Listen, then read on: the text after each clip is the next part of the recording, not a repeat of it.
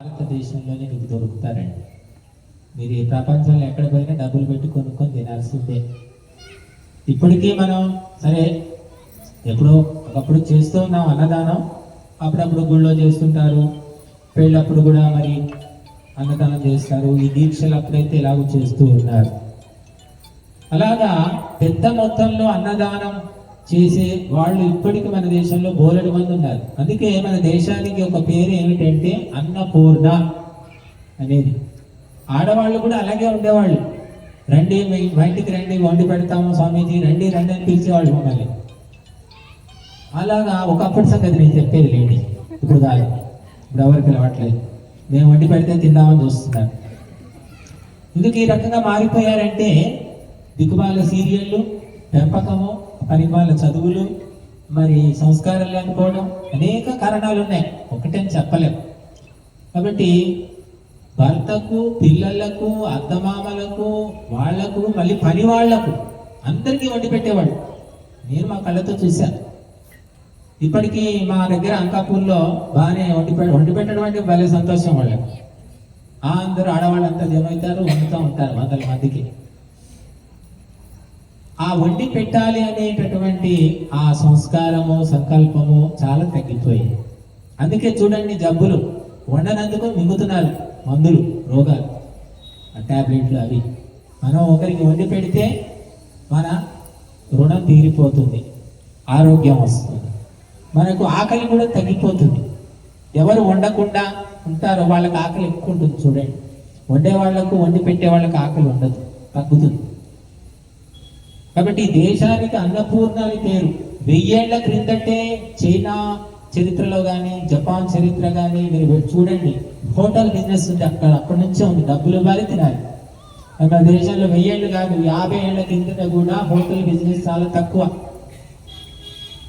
వడ్డించేవాళ్ళు, అది ఎవరు గొప్ప పని అనుకునేవాళ్ళు కాదు. మళ్ళీ మా ఇంటికి రావయ్యా, తినేసిపో ఊరికే అని చెప్పేవాళ్ళు. కాబట్టి అన్నపూర్ణ, ప్రపంచానికి అన్నపూర్ణ ఈ దేశం. ఏమిటి ఈ దేశం గొప్పతనం అంటారు చాలా మంది. అమెరికా పోయారంటే ఆ గాలి తగిలిందంటే అక్కడే సెటిల్మెంట్. మళ్ళీ వాడు ఎవడైనా తన్ని తరిగితేనో, ఇంకేదైనా సమస్య వస్తేనో, ఆ యుద్ధాలు జరిగితేనో పారిపోయి వస్తారు, అది వేరే విషయం. మరొక పేరు ఏమిటంటే ఈ దేశానికి రత్నగర్భ. రత్నాలు ఉన్నాయి ఈ దేశంలో, ఇప్పటికీ బోలెడు ఉన్నాయి మన దగ్గర. అష్టైశ్వర్యాలు, నవరత్నాలు, వెండి బంగారం, పంచలోహాలు, టన్నులు ఉన్నాయి. అలాగా ఈ ధనం కోసమే విదేశీయులు మన మీదికి దండయాత్రకు వచ్చి ఇప్పటికీ ఎంతో ఉంది. ఇంకా వాళ్ళు దోచుకుపోగా ఇంకా బోలెడుంది. కాబట్టి రత్నగర్భ. మరొకటి ఏమిటంటే దేశభక్తులు, దైవభక్తులు, త్యాగులు, తపస్సులు, పతివ్రతలు, వందలు, వేలు, లక్షల మంది పుట్టారు ఆ రత్నాలు అన్నమాట. మానవ జాతి రత్నాలు పుట్టిన దేశం కాబట్టి ఇది రత్నగర్భ అని పేరు. బాబు ఏమో మడుతుంది, ఏమనకు, ఏదో బిర్యానీ కలిపినట్టు వస్తున్నాం, కర్ర తీసుకోండి.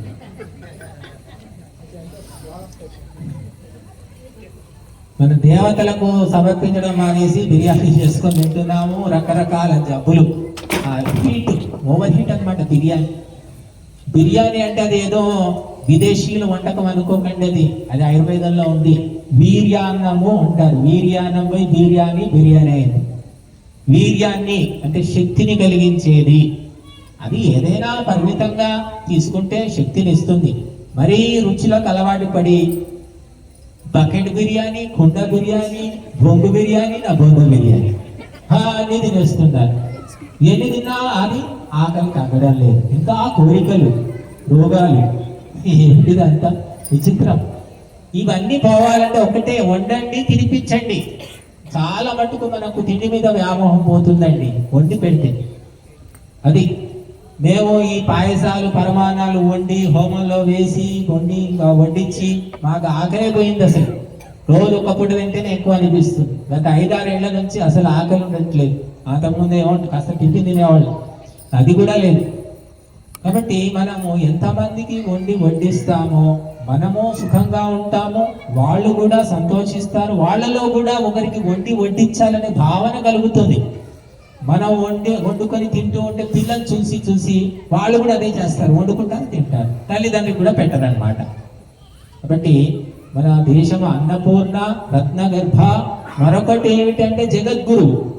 ప్రపంచానికి పాఠం చెప్పాం, మనం గుణపాఠం చెప్పాం. అటువంటి ఇప్పటికి కూడా మన దేశం వస్తే అందరూ నేర్చుకోవచ్చు. ఒక ఇల్లాలు ఎలా ఉండాలి, ఒక ఇంటాయర్ ఎలా ఉండాలి, ఒక ఇల్లు ఎలా నడపాలి, హౌస్ మేనేజ్మెంట్. ఇప్పటికి కూడా మనం విదేశాల నుంచి వచ్చి చాలా మంది నేర్చుకుంటున్నారు. భార్య ఎలా ఉండాలి, భర్త ఎలా ఉండాలి అంటే ఇంకా ఉంది, పర్లేదు, మరీ పూర్తిగా పోలేదు. కాబట్టి విదేశాల్లో భార్య లేదు, భర్త లేదు, ఇద్దరు కూడా సమానమే అంటారు. బాయ్ ఫ్రెండ్ భార్యకు ఉంటాడు, గర్ల్ ఫ్రెండ్ భర్తకు. ఇదంతా విదేశాల్లో ఇది సర్వసామాన్యం. కాబట్టి ఒక పద్ధతి సంప్రదాయం మనం ఏర్పరిచినవి కావివి, మహర్షులు ఏర్పరిచారు. కాబట్టి ఇటువంటి దేశంలో మనం పుట్టాము, పవిత్ర దేశం. ప్రపంచంలో పవిత్రమైన అమెరికా, పవిత్రమైన ఇంగ్లాండ్ అని ఎక్కడా లేదండి. నేను నా దేశం పవిత్ర భారతదేశం, సాటి లేనిది దీటురానిది, శాంతికి నిలయం నా దేశం అని ఈ పాట చిన్నప్పుడు వినేవాళ్ళం, రేడియోలో వచ్చేది. కాబట్టి పవిత్రత, ప్యూరిటీ, సాక్రెడ్నెస్ అనేది కేవలము భారతదేశంలోనే కనిపిస్తుంది. మీరు ప్రపంచం ఎక్కడైనా పోండి, అశుభ్రం, అశుద్ధత. అగ్నికి ఆహుతులు సమర్పించడం కూడా మనమే. మీరు మసీదుకు పోండి, దీపాలు ఉండవు, ఈ అగ్నిహోత్రం ఉండదు, ఏది ఉండదు, అగ్ని అనేది ఉండదు మసీదులు. చర్చికి పోండి, అక్కడ ఏదో ఆ క్యాండిల్స్ వెలిగిస్తారు కొన్ని ప్రత్యేక సందర్భాల్లో. ఆ క్యాండిల్ ఏమిటి అంటే జంతువుల కొవ్వు, అంటే అపవిత్రమైనటువంటి అగ్ని. కానీ ఇక్కడ గుడిలో దీపం వెలిగిస్తే నేతితో గాని ఆముదంతో గాని వెలిగిస్తాం. మరి అగ్నిహోత్రంలో కూడా పవిత్రమైన నేతితో ఆహుతులు ఇస్తున్నాం, పవిత్ర పదార్థాలు సమర్పిస్తున్నాం. కాబట్టి మొదలు తినడానికి ముందు అగ్నికి సమర్పించడం అనేది మన దేశ సాంప్రదాయం. వండుకోవడం, తినడం అనేది విదేశీ సాంప్రదాయం. విదేశాలు ఎక్కడా మీకు వండుకోవడం, తినడం తప్పి దేవతలకు సమర్పిద్దాము, పెద్దలకు నివేదిద్దాము, అతిథులను ఆదరిద్దాము అనేది ఎక్కడా కనిపించదు మీకు. కాబట్టి ఈ దేశము జగద్గురువు. ప్రపంచము సంస్కృతి నేర్చుకోవాలంటే ఇక్కడికి రావాలి. ఇది అర్థం కాక చాలా మంది మతం మారిపోతున్నారు. అంటే ఏవో ప్యాకేజీలు ఉన్నాయంటున్నారు, ఆ ప్యాకేజీలకు ఆశపడి మతాలు మారిపోతూ ఉన్నారు. కానీ ఎక్కడ మారినా, ఎటు తిరిగినా మళ్ళీ మన దేశం, మన సంస్కృతికి రావాల్సిందే. కరోనా వచ్చినప్పుడు ముట్టుకుంటే రోగం, పట్టుకుంటే రోగం, గాలి తగిలితే రోగం అన్నారు. అందుకని ఏం చేశారు? నమస్కారం, దూరం నుంచి నమస్తే నమస్తే. వాడు ట్రంప్ నమస్కారం పెట్టాడు, జంపు నమస్కారం, అంతా నమస్కారమే. అదే మన సంస్కారం. కాబట్టి ఎవరి చేతులు వాళ్ళ దగ్గర ఉంచుకొని నమస్తే చేస్తే అంటురోగాలు ఉండవు, ఇతరుల యొక్క దుష్ప్రభావం మన మీద పడదు. ఇప్పుడేమీ లేదు, హాయ్ హలో అంటే చేతులు ఇస్తున్నారు. వాడు హత్య చేసిన చేతిలో, దొంగతనాలు చేసిన చేతిలో, ఏ పాపాలు చేసిన చేతిలో మనకు తెలియదు. బుద్ధిమంతులు ఎవరు చేతులు ఇవ్వరండి, స్వాములు సన్యాసులు ఎవరు చేతులు ఇవ్వరు, తెలుసు వాళ్ళకు. చూడండి, ఎవరు ఇస్తారంటే సంసారులే. సంసారంలోనే అన్ని పాపాలు ఉన్నాయి. కాబట్టి ఎవరికి మీ చేతులు ఇవ్వకండి. ఆడవాళ్ళైతే అసలే ఇవ్వకూడదు. కానీ ఆడవాళ్ళు కూడా ఈ కాలేజీలో చదువుకొని హాయ్ హలో అంటూ చేతులు ఇస్తూ ఉన్నారు. కాబట్టి చిన్న విషయమే ఇది, కానీ దీని వెనక ఎంతో సైన్స్ ఉంది, టెక్నాలజీ ఉంది, ఎంతో ప్యూరిటీ ఉంది. కాబట్టి ఎవరిని పడితే వాళ్ళని తాకడం అనేది కూడా మనకు పాపాలను ముట్టగట్టుకున్నట్టే. అలాగే స్వాములను సన్యాసులను వచ్చి తాకడం అంటే వచ్చి కాళ్ళు తగులుతూ ఉంటారు కొంతమంది దూరం నుంచి నమస్కరిస్తారు. మేము మిమ్మల్ని తాకొచ్చు, కానీ మీరు మమ్మల్ని తాకకూడదు. మేము తాకితే మా ఎనర్జీ మీకు వస్తుంది, కానీ మీరు తాకితే మీ నెగిటివ్ ఎనర్జీ మాకు వస్తుంది. అందుకే స్వామీజీలు నెత్తి మీద ఆశీర్వాదం ఇవ్వచ్చు, అందుకే స్వామీజీలు వచ్చేసి కాళ్ళు పట్టుకోకూడదు.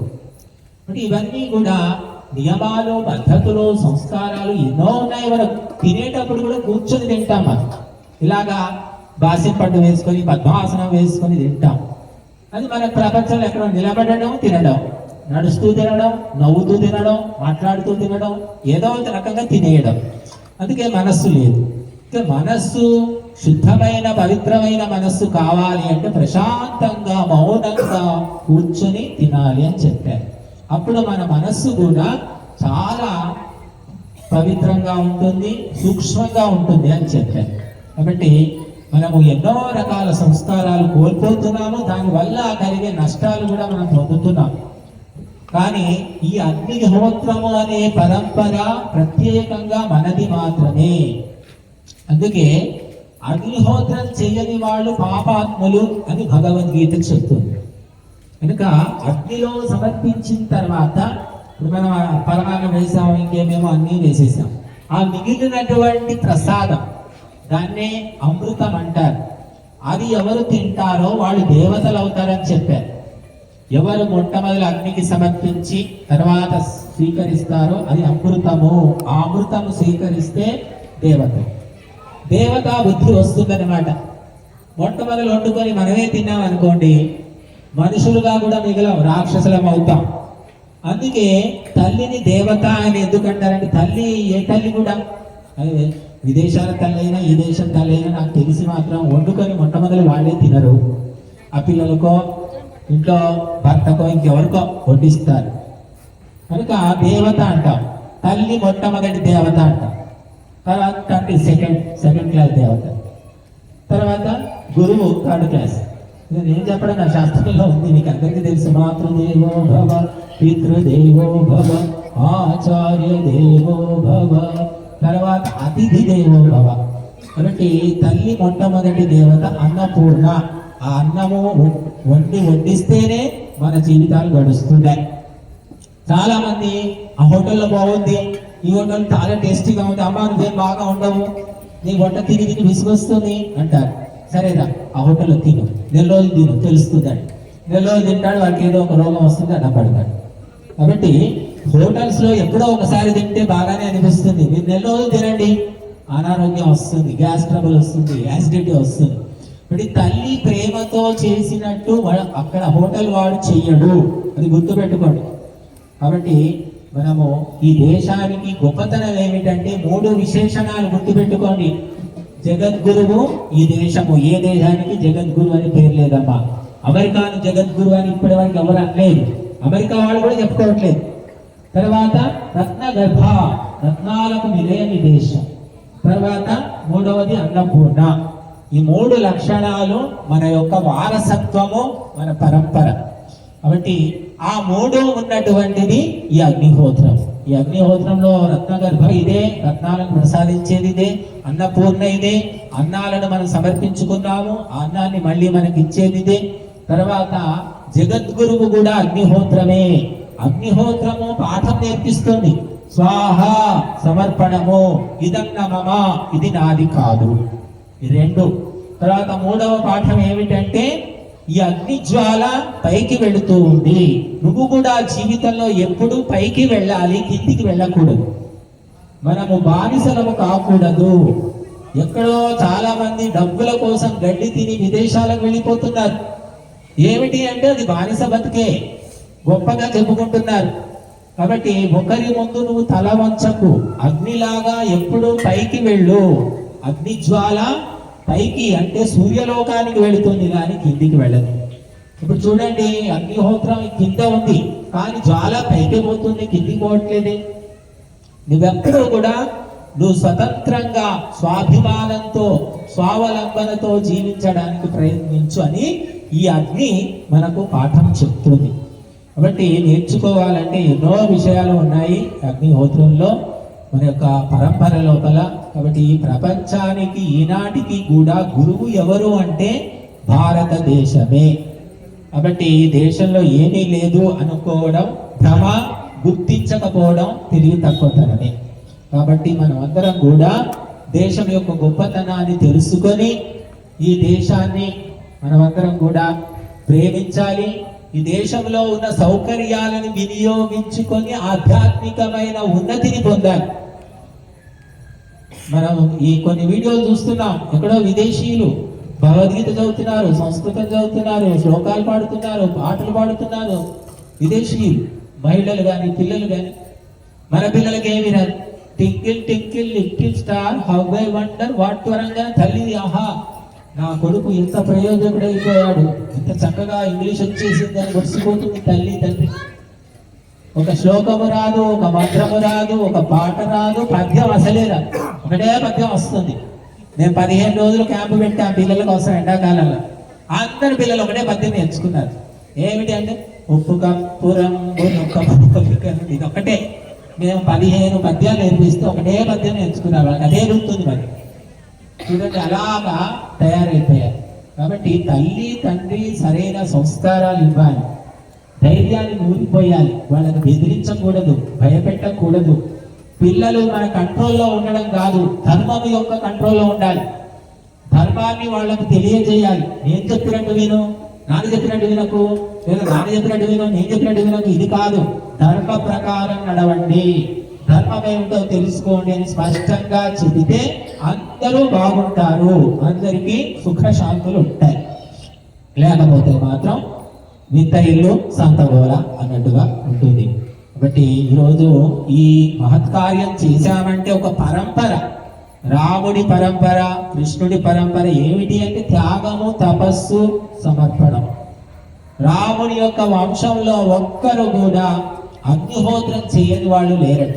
అందరూ అగ్నిహోత్రమే చేశారు రాముని వంశంలో. అందరూ కూడా గురువులు చెప్పినట్టు, మహర్షులు చెప్పినట్టు విన్నారట. నాకు తెలుసయ్యా, నువ్వేం చెప్పకు అనలేదు వాళ్ళు. ప్రతి ఒక్కరు కూడా విన్నారు, తెలిసినా విన్నారు. రాముడి గొప్పతనం ఎక్కడుందంటే విశ్వామిత్రుడు, వశిష్ఠుడు.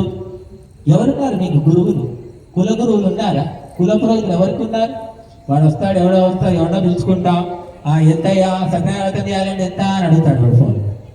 అంటే 2000. 2000 మొన్న 500కి చేశాడయ్యా. 2000 ఏముంటాయి? చేసేది ఏముంటుంది అక్కడ?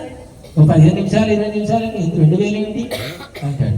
కాబట్టి ఈ రకంగా ప్రతి ఒక్కటి కూడా సరే, అతను 2000 అంటే అతని స్థాయి ఏమిటి, అతను చేసే విధానం ఏమిటి, ఇది తెలుసుకో. ఎలాగో అలా ముగించుకోవాలి. 500 అయితే పీడ అవుతుంది. ఇంకేమిటంటే పురోహితుడు వచ్చాడంటే నాసి రకం బట్టలు ఏమైనా ఉన్నాయా, పాత ఏదైనా టవల్స్ ఉంటే వాడికి కాపాలి కదా ఒకటి. ఈ 15 రూపాయలకి ఏదైనా టవల్ వస్తుందా అని అడుగుతాడు షాప్కి వెళ్ళి వాడు. ఎవరికంటే పురోహితుడికి ఇవ్వడానికి, అల్లుడికి కాదు, పురోహితుడికి. ఇలాగా అన్నీ కూడా నాసి రకమే. పురోహితులకు, పండితులకు ఇవ్వాలంటే నాసి రకం వెతికి వెతికి చేసేవాళ్ళు ఉంటారు. చాలా మంది మాకు గుడి దుకాణాలకు వెళ్తే చెప్తుంటారు, ఏమండి స్వామీజీ మీరన్నీ కూడా చాలా కాస్ట్లీ ఐటమ్స్ అడుగుతారు, అందరూ కూడా చాలా చౌక వస్తువులు అడుగుతారు, మీరన్నీ కూడా చాలా మంచి వస్తువులు ఎందుకు అడుగుతారు అని అడుగుతారు. మరి ఏం చెప్పమంటారు? అలాగ అలవాటు పడ్డారు అందరూ కూడా. నాసి రకం చీప్ గా తయారు చేయండి. ఏదైనా పూజ చేసుకుంటే చీప్, తక్కువలో అయిపోవాలి. పుణ్యం మాత్రం హోల్డ్ రావాలి. కానీ ఇక్కడ చూసాం మనం బిగ్ థింకింగ్. పెద్ద మహాయజ్ఞం చేసాం, 2 లక్షలు ఖర్చు, 2 లక్షల పైన అయింది. ఈ డబ్బులు పక్కన పెడదాం. ఎంత శ్రద్ధ, ఎంత భక్తి, ఎంత సమర్పణము, ఎంత ఆసక్తి, ఎంత అంకిత భావము. ఇది మనం మార్కెట్లో కొనుక్కునేవి కావమ్మా. అవి ఎవరికి వాళ్ళు సంస్కారంతో వచ్చేవి, జ్ఞానముతోటి తెలుసుకునేవి, పెంచుకునేవి. కాబట్టి యజ్ఞము లక్షలు పోయడం వల్ల గొప్పది కాలేదు, దాని వెనుక ఉన్నటువంటి శ్రద్ధాసక్తులను బట్టి గొప్పదవుతుంది. చాలా మంది మన నార్త్లోనైతే గుడికి వెళ్తే మిఠాయి డబ్బా తీసుకెళ్తారు వాళ్ళు. అక్కడ మనమేమో కొబ్బరికాయ తీసుకెళ్తాం, అక్కడ కొబ్బరి చెట్లు ఉండవు నార్త్లో. ఎందుకంటే సముద్రం లేదు, ఉత్తరప్రదేశ్లో లేదు, బీహార్లో కూడా లేనట్టుంది. అక్కడ ఏమిటంటే మిఠాయి బాక్స్ తీసుకెళ్తారు, గుడికి తీసుకెళ్ళి అక్కడ ముందు పెట్టేసి తెచ్చుకొని తింటారు. మనం కొబ్బరికాయలు కొడతాం. భగవంతునికి, దేవతలకు సమర్పించేటప్పుడు స్వహస్తాలతో తయారు చేసి సమర్పించాలట. ఇట్లా మార్కెట్లో తీసుకొచ్చి సమర్పించడం కాదు. మరి అరుణమ్మ గారు లడ్డూలు 108, భక్ష్యాలు 108, ఆ మినపసున్నుండలు 108, ఏవో గోళీలాగా లేవండి, ఒక్కొక్కటి 1/4 కిలో 10 కిలో ఉన్నాయి. ఒక్కొక్కటి చేయొచ్చు, గోళీలాగా చేసేస్తే 1000 చేయొచ్చు. కాబట్టి ఒక బిగ్ థింకింగ్ అనేది అవసరం, భక్తిలో అవసరం. కానీ మనం ఏం చేస్తున్నాం అంటే రక్తిలో బిగ్ థింకింగ్ ఉంటుంది. పార్టీ చేసుకుందాం, ఎంత పెద్దగా చేసుకుందాం, ఏ ఫామ్ హౌస్ లో చేసుకుందాం, ఎన్ని లక్షలు ఖర్చు పెడదాం, డీజేలు పెట్టుకుందాం, డాన్సర్లకు పిలిపించుకుందాం, ఇలాంటి ఆలోచనలు చేస్తున్నారు. కాబట్టి భక్తి కార్యక్రమాలు, ధర్మ కార్యక్రమాలు పెద్ద ఎత్తున చేయాలి అనే ఆలోచన రావడమే మన అదృష్టం, అసలు పుణ్యం. ఆలోచన వచ్చి దాన్ని అమలు చేయడం ఇంకా భాగ్యం. మన వెనక ఉన్నారు ఈయన కరుణాకర్ రెడ్డి గారు, గద్వాల్ అరుంధతి సినిమా అందరు చూసుంటారు, గద్వాల దగ్గర వాళ్ళ ఊరు. మరి ఆయన మాకు మామూలుగా అలాగే పరిచయం అయ్యారు. యజ్ఞం యొక్క గొప్పతనాన్ని తెలుసుకున్నారు. ఆయన కూడా 120 కేజీలు నెయ్యి పోసి 2.5 లక్షలు ఖర్చు పెట్టి పెద్ద ఎత్తున చేశారు వాళ్ళ పొలంలో. పెద్దగా ఏం పరిచయం లేరు మాకు, ఒక 10 సార్లు 5 సార్లు కలిసి ఉంటాం. అలాగా ఇంకా అనేక సార్లు వాళ్ళ ఇంట్లో చేశారు, వాళ్ళ చాలా చోట్ల చేశారు వాళ్ళు. ఎందుకంటే మనిషికి తెలుసుకోవడానికి ఎక్కువ టైం కావాలి, ఎక్కువ రోజులు పరిచయం ఉండాలి, ఎక్కువ ఉపదేశం చేయాలి అవసరం లేదండి. తెలుసుకోవడానికి కొద్ది సమయం చాలు, ఎక్కువ అవసరం లేదు. బుద్ధిమంతులకు హిందీలో చెప్తారు, అకల్ మందుకో ఇషారా కాఫీ. అంటే బుద్ధిమంతుడికి సైగ చాలట, సైగ కూడా తెలుసుకుంటాడు వాడు. బుద్ధిహీనుడికి ఎంత చెప్పినా కూడా వాడికి ఎక్కదు. కాబట్టి అగ్నిహోత్ర పరంపర చాలా గొప్పది, దీన్ని మనం నిలుపుకోవాలి, ఇంటింటా చేయాలి అని మహర్షి దయానంద సరస్వతుల వారు తెలియజేశారు. కాబట్టి ఈ పరంపరను మనం కనీసం దీపమైన వెలిగించండి అమ్మా, ఆవు నెయ్యితో కానీ, ఆముదంతో కానీ, కొబ్బరితో కానీ, ఈ గుగ్గుల నూనెతో కానీ మిగిలిన చెత్త నూనెతో మాత్రం వెలిగించకండి. దీపం కూడా మన పరంపర. ఆ దీపం యొక్క విస్తృతే యజ్ఞం. కనుక ఇటువంటి యజ్ఞము ఈనాడు మన చేతికి దక్కింది, మనం చేయగలుగుతున్నాము. మనం హిందువుగా ఉన్నాము, ఆర్యులుగా ఉన్నాము, సనాతనులుగా ఉన్నామంటే ఎంతో మంది తపస్సు, బలిదానం. పొద్దున చెప్పుకున్నాం, హకీకత్ రాయ్ 14 ఏళ్ల పిల్లాడు తల నరికేయడానికైనా ఇష్టపడ్డాడు, కానీ మతము మాత్రము, ధర్మము మాత్రం మారలేదండి. కానీ ఈనాడు ఫ్యామిలీ ప్యాకప్, మతం మారిపోతున్నారు, ఏమో చేస్తున్నారు, ఆయా మాటలకు లొంగిపోతున్నారు. ఎందుకంటే చరిత్ర తెలియదు, పరంపర మర్చిపోయా. ఎంతమందికి తెలుసు అది హకీకత్ రాయ్ గురించి? గురు గోవింద్ సింగ్ 4 కొడుకులు బలిదానం అయిపోయారు. కొడుకులు అంటే 20 ఏళ్ళు 25 ఏళ్ళు కాదు, ఒక అబ్బాయికి 5 ఏళ్ళు, ఒక అబ్బాయికి 9 ఏళ్ళు. ఔరంగజేబు వాళ్ళిద్దరి చుట్టూ గోడ కట్టాడు, మీరు ఇస్లాం ఒప్పుకుంటారా చచ్చిపోతారా, చంపేస్తారా. చర్చిలా కూడా మేము ఇస్లాం ఒప్పుకోమన్నారు. గోడ కడుతూ పోయాడు, తల దాకా వచ్చింది గోడ, కాసేపట్లో పూర్తిగా మూసేస్తారు.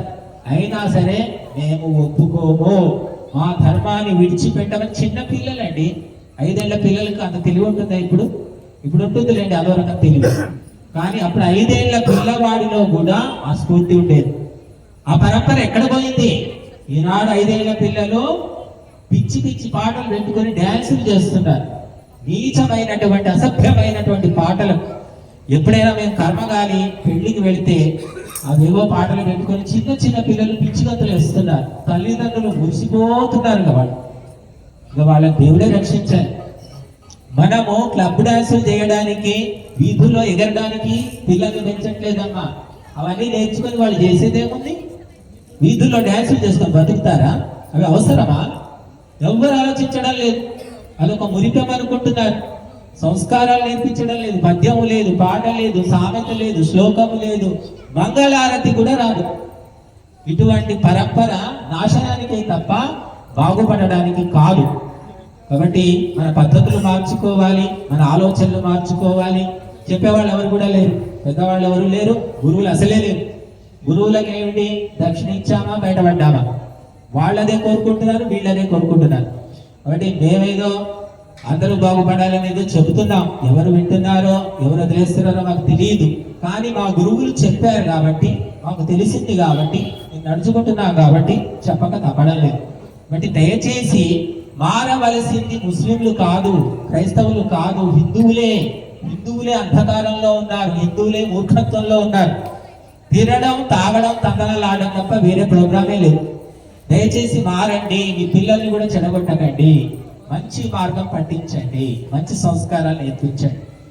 ఎండాకాలంలో మేము క్యాంపులు పెడుతుంటాం పిల్లలకు.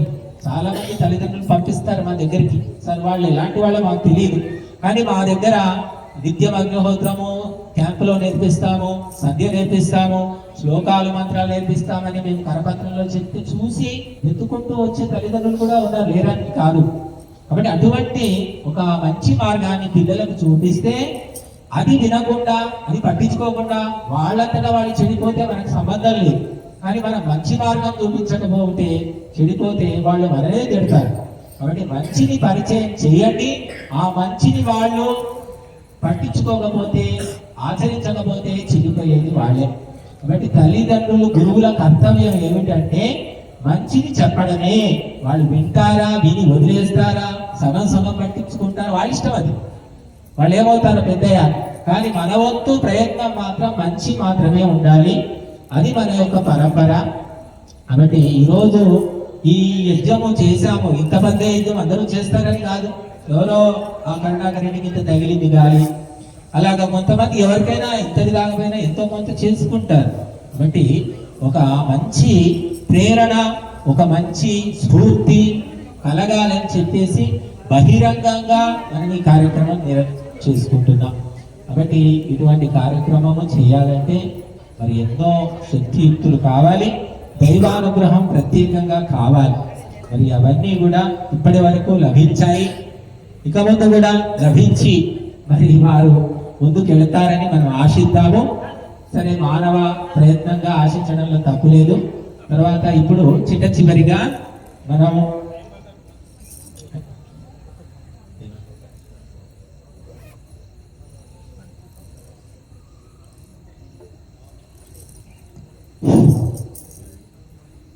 ప్రభాకర్ గారు ఒక పాట పాడమంటున్నారు, అది పాడి ఓం నమస్తే జగదేక పితా అజరామరా సుజనహితా. ఓం నమస్తే జగదేక పితా అజరామరా సుజనహితా. సర్వమునందున నీవున్నావు, నీయందున సర్వము గలదు. సర్వమునందున నీవున్నావు, నీయందున సర్వము గలదు. సర్వవేదముల సారము నీవు, సర్వవేదముల సారము నీవు. సర్వము నెరిగిన సర్వజ్ఞ శాశ్వత. ఓం నమస్తే జగదేక పితా అజరామరా సుజనహితా. నీలవు కావు, గాలివి కావు, నీరు నిప్పు నింగివి కావు. నీలవు కావు, గాలివి కావు, నీరు నిప్పు నింగివి కావు.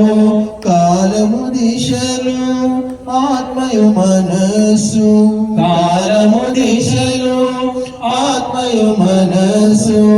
ఏవియు కావు ఏ నిర్వచన అద్భుత. ఓం నమస్తే జగదేక పితా అజరామరా సుజనహితా. సృష్టి స్థితి లయ కారణభూత, వేద చతుష్టయ జ్ఞాన ప్రదాత. సృష్టి స్థితి లయ కారణభూత, వేద చతుష్టయ జ్ఞాన ప్రదాత. సర్వశక్తియుత అజన్మనంత, సర్వశక్తియుత అజన్మనంత. విషయరహిత సకల ఋషిలోక సేవిత. ఓం నమస్తే జగదేక పితా అజరామరా సుజనహితా. నాశరహిత సత్య సర్వాధార, క్లేశకర్మ విపాక విదూరా. నాశరహిత సత్య సర్వాధార, క్లేశకర్మ విపాక విదూరా. భక్తజన జీవన సంకటహార, భక్తజన జీవన సంకటహార. ప్రణవ కుమార హృదయ నికేత. ఓం నమస్తే జగదేక పితా అజరామరా సుజనహితా.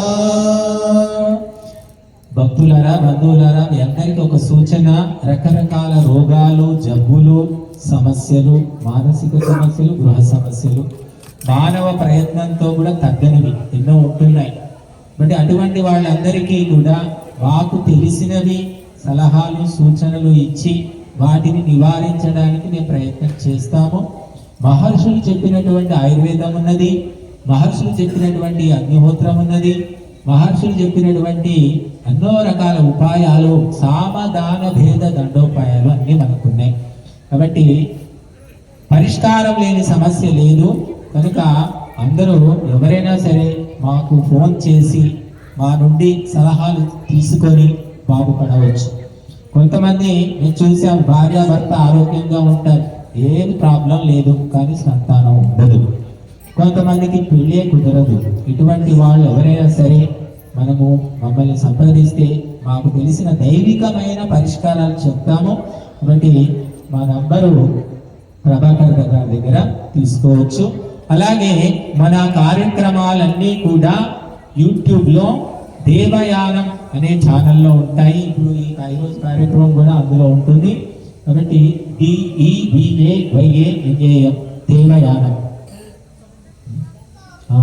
మరొక విషయము, 6వ తేదీ నుండి 16వ తేదీ వరకు 10 రోజుల పాటు అంకాపురంలో యజుర్వేద పారాయణ యజ్ఞము ఉదయము సాయంత్రము 21 పూటలు జరుగుతుంది.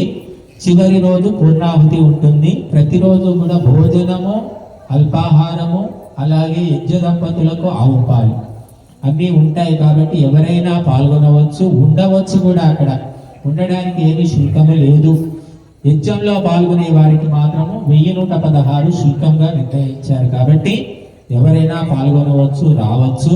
మరి ఈ అనేక సమస్యలతో ఇంట్లోనే కృషించిపోతూ ఉంటారు. చెప్పుకోలేరు, విప్పుకోలేరు, చెప్పినా కూడా లాభం కూడా ఉండదు అనేక సార్లు. కాబట్టి దైవిక కార్యక్రమాల్లో పాల్గొనడం ద్వారా అనేక సమస్యలు, మాకు కూడా బోలెడు సమస్యలు ఇప్పటికీ ఉన్నాయి. కాకపోతే దైవిక కార్యక్రమాలు, ధర్మ కార్యక్రమాల్లో నిమగ్నం అవుతూ మర్చిపోతూ ఉంటాం. కాబట్టి ఇంట్లో ఉంటే ఏంటంటే ఎప్పుడు అవే గుర్తుకొచ్చి కృషించిపోతూ ఉంటాం. ముఖ్యంగా మహిళలు మానసిక రోగులాగా తయారైపోయి భర్తలను కూడా పీడిస్తున్నారు, పిల్లల్ని కూడా హింసిస్తున్నారు. వాళ్ళకి ఎప్పుడు అదే గోల. ఒక సమస్య ఉందంటే అదే పట్టించుకుంటూ ఉంటారు. మగవాళ్ళేమో బయట తిరిగి మర్చిపోతారు. కాబట్టి ఆడవాళ్ళు ఎప్పుడూ కూడా శాంతిగా ఉండాలి, సంస్కారంగా ఉండి భర్తకు ధైర్యం చెప్పాలి, పిల్లలకు ధైర్యం చెప్పాలి. కానీ వాళ్ళు నెగిటివ్ పాయింట్స్ పట్టుకొని హింసిస్తూ ఉన్నారు. బట్ ఇవన్నిటికీ కారణం ఏంటంటే దైవిక ధార్మిక కార్యక్రమాల్లో భాగం లేకపోవడం, పాల్గొనకపోవడం, సహకరించకపోవడం.